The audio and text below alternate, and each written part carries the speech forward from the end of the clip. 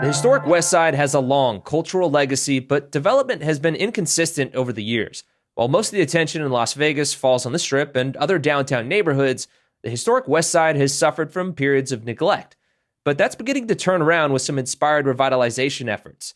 So today on CityCast Las Vegas, we're catching up with Councilwoman Shondra Summers-Armstrong to dig into what officials are doing to bring life back to one of Vegas's most historically significant neighborhoods. It's Monday, July 6th. I'm Jesse Merrick, and here's what Las Vegas is talking about.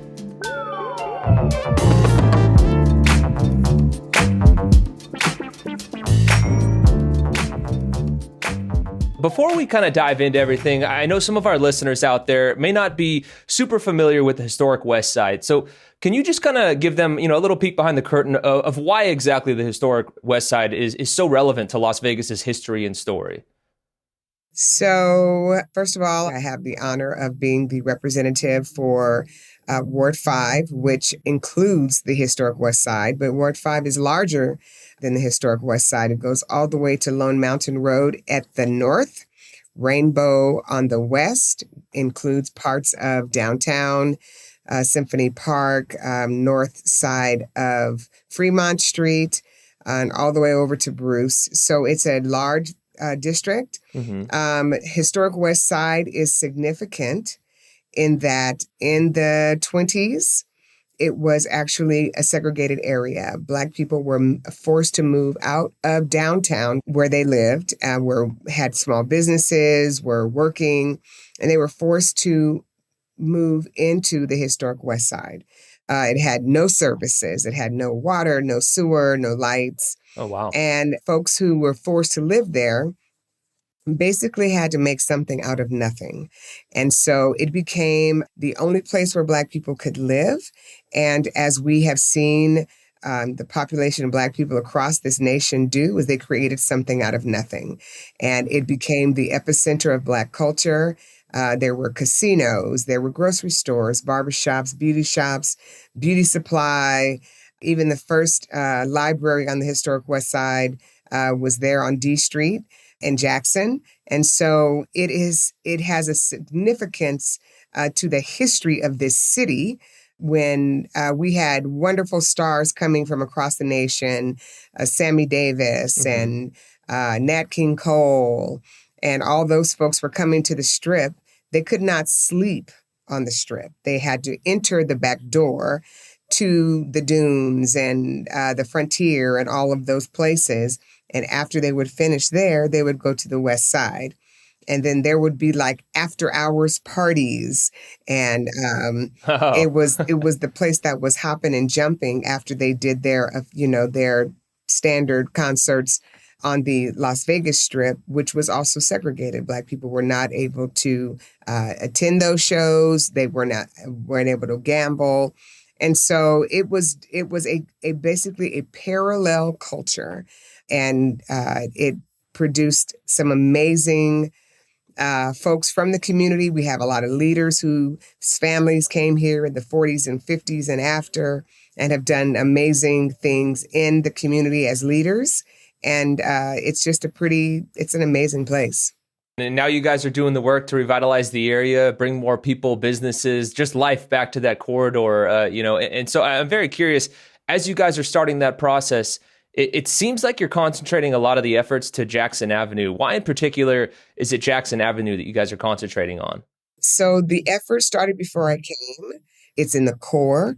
It has access and has a history. And so it makes sense to start where it began, where businesses began.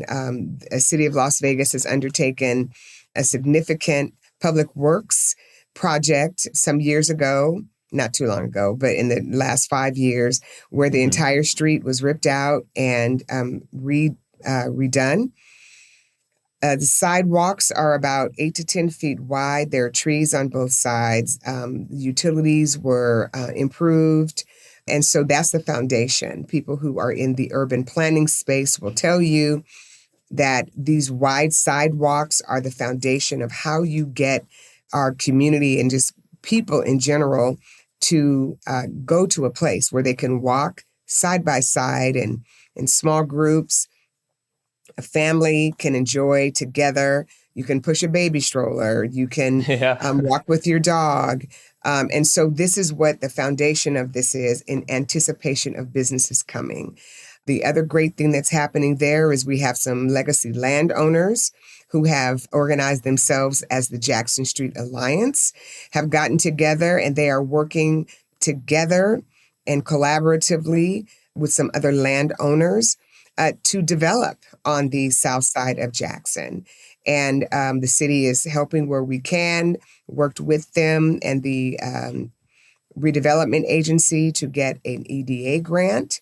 And that funded a study that was just completed. We had a wonderful presentation at our last meeting in June, and they gave a whole presentation about the findings. And there's a study by an organization that talked about the viability of businesses, getting an idea what resources are in the ground, how much we could support in that area, getting an idea of what kinds of businesses, how much commercial space, residential space would be needed to be developed in order to make that a viable corridor.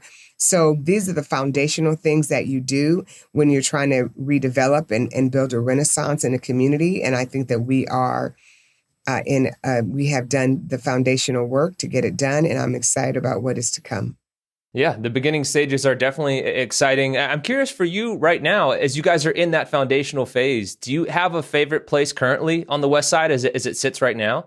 Well, I've lived in Ward 5 for about 27 years. And so there's not a singular place, but I can tell you the places that have impacted my family. My sons, I have 3 sons. They were all raised adjacent to the Historic Westside. We spent a lot of time at the West Las Vegas Art Center. My sons all went there for a summer camp. And the library, the old library that is now closed and has been rebuilt at Mount Moriah and Martin Luther King. If you haven't gone, you should. It's an amazing facility, a state-of-the-art facility. It is beautiful, 40,000 square feet. But the old library is where I used to take my children. They would go to the kids' library. We would check out books. And then right next door to that old library is the theater. And I cannot tell you the number of performances, recitals, coming of age events that we have attended at the theater. And so, you know, I've gone to many churches on the Historic West Side. We try to make it our business as the Ward 5 office to attend the numerous churches at least once a year, because that's the core and that's the culture of the community. And so there's no specific place that I love more than the other. I think it's all in culmination, this cultural mecca for me, right? A place where I get to talk to people who have similar histories of my family. My family migrated from Arkansas, Pine Bluff, Arkansas, to California in 1939. Drove all the way across country, 6 boys, my grandmother and my grandfather. And so when I talk to the residents of the West Side, and we begin to reminisce on our family stories, there's so much that we have in common.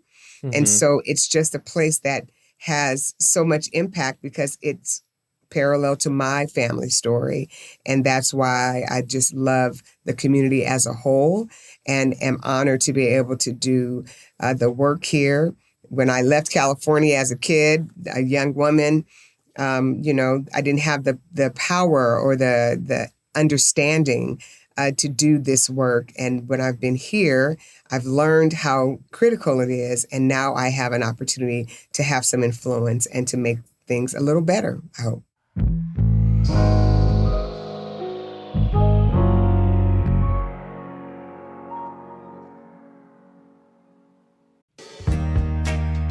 Step into the movies with the Neon Museum's new movie tour in the heart of Las Vegas. Take a guided walk through real neon backdrops that have lit up some of Hollywood's most memorable scenes. It's perfect for film lovers and Vegas fans who want to see the city through a cinematic lens. You can explore glittering neon landscapes that have actually appeared on the silver screen and see how Las Vegas has been portrayed in classic films and modern blockbusters over the decades. Discover how the La Concha lobby was a key setting in Martin Scorsese's 1995 film, Casino, and stand where Robert De Niro and Sharon Stone filmed their romantic evening as Ace and Ginger. You can trace even more movie history from pre-code Hollywood all the way to contemporary blockbusters to discover how Las Vegas earned its reputation as the entertainment capital of the world through film. Hear insider stories and fun trivia that bring these movie moments to life and capture unforgettable photos surrounded by the glow of real Hollywood-used neon. Join fellow cinephiles on a one-of-a-kind tour that turns the Neon Museum into your own movie set. Get your tickets today at neonmuseum.org. Obviously, that area means a lot to you and the rest of the folks down there have been, doing a lot of work to revitalize that area, have done so much already in terms of building a foundation. But obviously, that's just the beginning. To get to that point, what have some of the challenges been? And then also the challenges that you guys have encountered kind of along the way as you continue to try and push this one forward. So the root challenge of any redevelopment is dollars. Trying to find capital.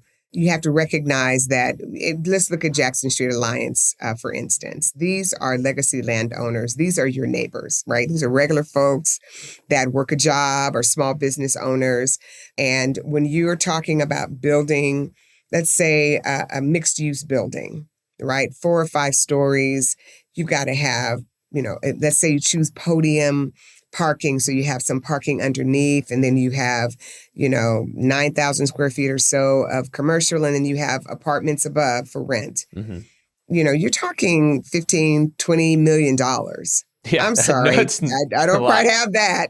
You and me both. So that's where the challenge comes in. Capital is always a challenge. And how to find a developer who will partner.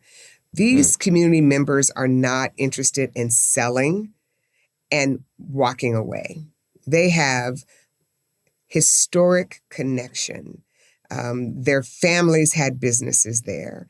And now we're trying to create a renaissance. They want to be part of that. And so finding the capital and finding capital partners who are sensitive to not gentrification, which is removal, but renaissance, which is participation from those who are already in the community. It's difficult. So we are doing our best as the city to train. That's what the EDA grant did, was provided training and understanding so that they can go out and they can get capital. They can tell their story and put together performas and learn the development language so that they can make their projects appealing to these developers who can partner with them. It's always difficult because this is an old neighborhood.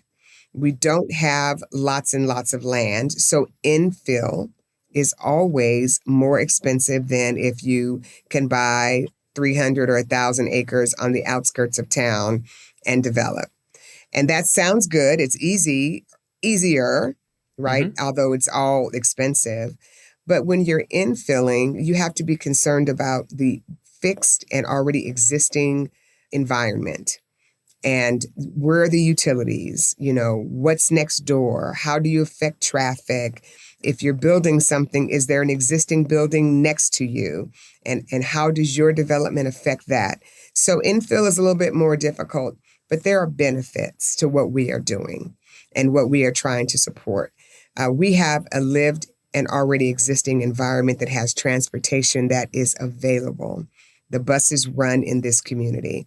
We have access to the freeway, both going north and south on the I-15, as well as east and west on the 95. We are near downtown. We are near work centers. We are near the medical district, which is burgeoning. Yeah. And lots of great things are happening. And so there is a real effort to explain to those folks who have these development dollars, show them the benefit of building, partnering in our community so that we can build where people are. Everybody doesn't want to live on the outside of town, on the outskirts of town.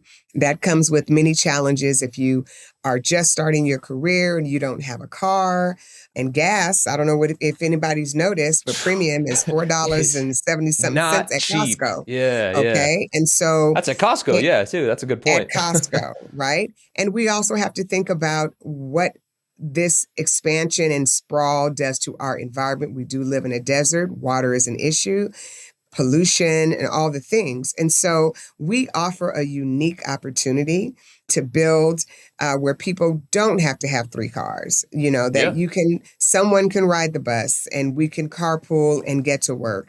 So I think that we have a great opportunity here in historic West Las Vegas. I am going to cheerlead for this until I have no breath left in my body. This is an important undertaking. It is a chance for us to do right by a community that had to start with both hands tied behind its back and did something amazing and now needs another opportunity to grow and develop and be a jewel in this community.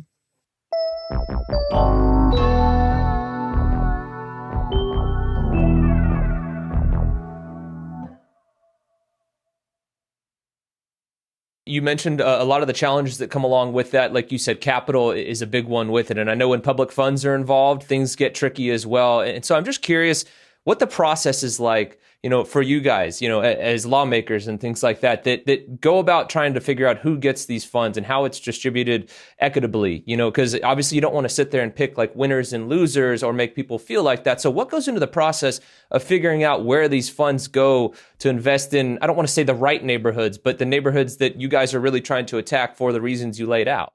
So the Historic West Side is part of a redevelopment zone. And those designations come from census data, right? It from who lives there, what incomes are. Those are the things that help. And, there's there blight? Has there been disinvestment? And so those areas, that's how we get our redevelopment areas. But when we are doing projects, and if there are any government funds involved, there's always a request for proposal. We don't give the money to anyone. People have to compete. So if you want to put up an apartment building and the city owns the land, the city is going to put out a request for proposals. And your development organization has to come forward and prove up your bona fides. Right? So we're not picking winners and losers. There is a standard and people have to meet that standard. And so that's the challenge as well, because there are not a lot of developers who have experience in infill. And so the people who come forward generally are experienced and know how to make the crooked ends meet, right? So everything doesn't have to be low income, right? And we don't want it to be. We want to have mixed income projects.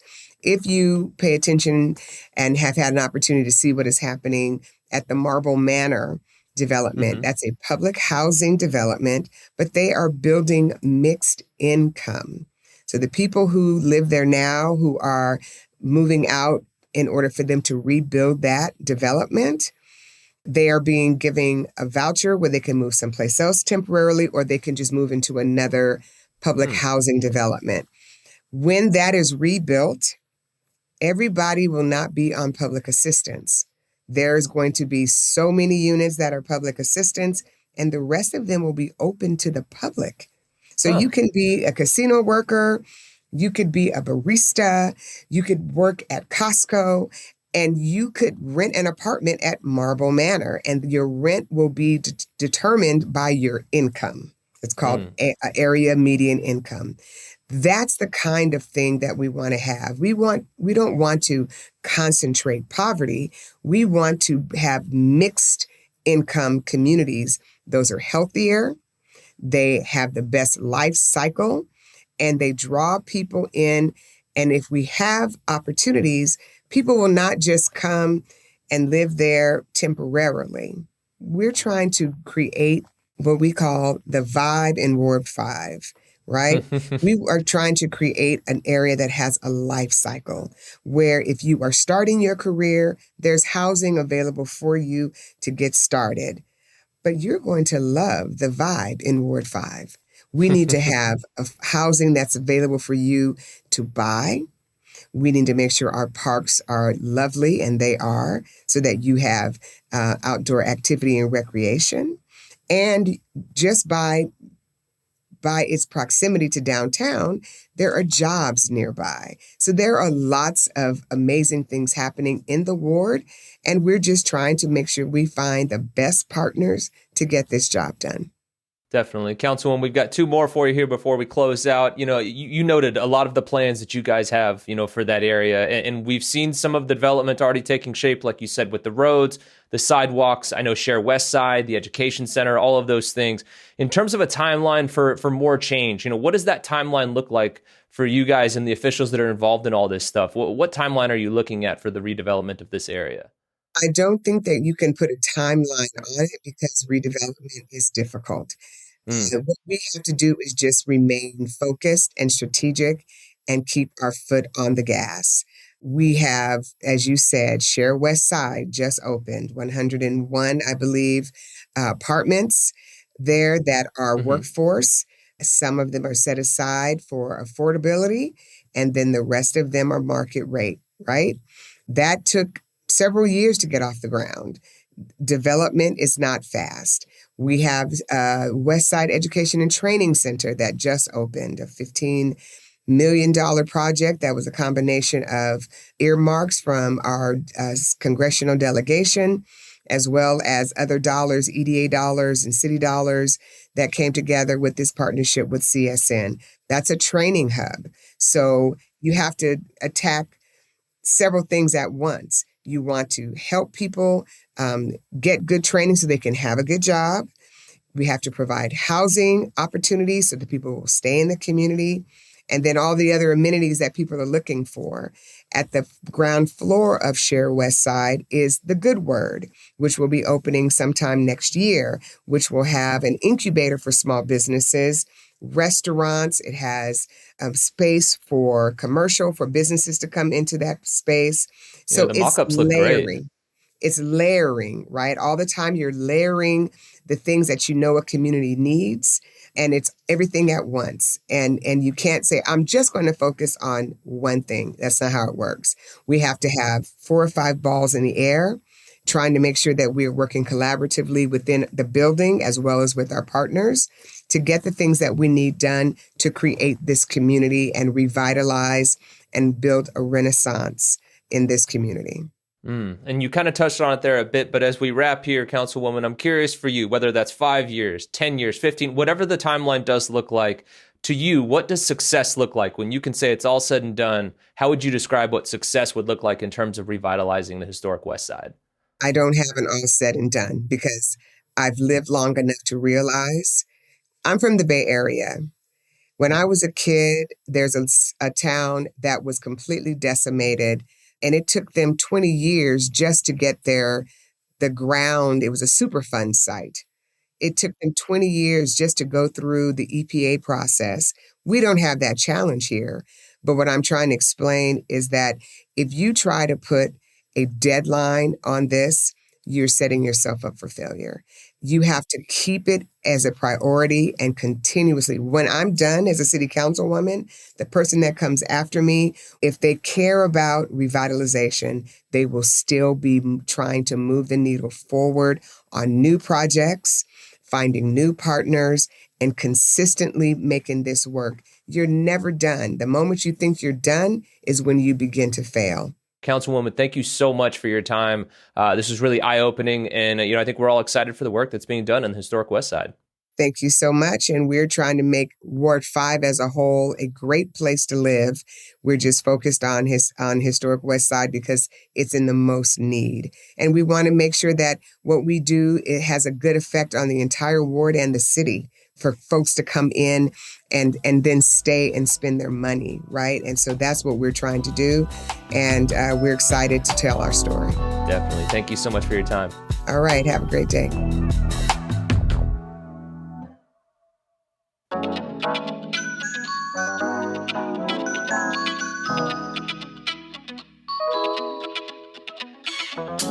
That's all for today here on CityCast Las Vegas. If you enjoyed the show, why not tell a friend? Rate the show, leave us a review, and subscribe to our free morning newsletter as well. And don't forget, you can support this show and get great perks by becoming a CityCast Las Vegas neighbor at membership.citycast.fm/Las Vegas. We'll be back tomorrow morning with more news from around the city. Until then, though, take care.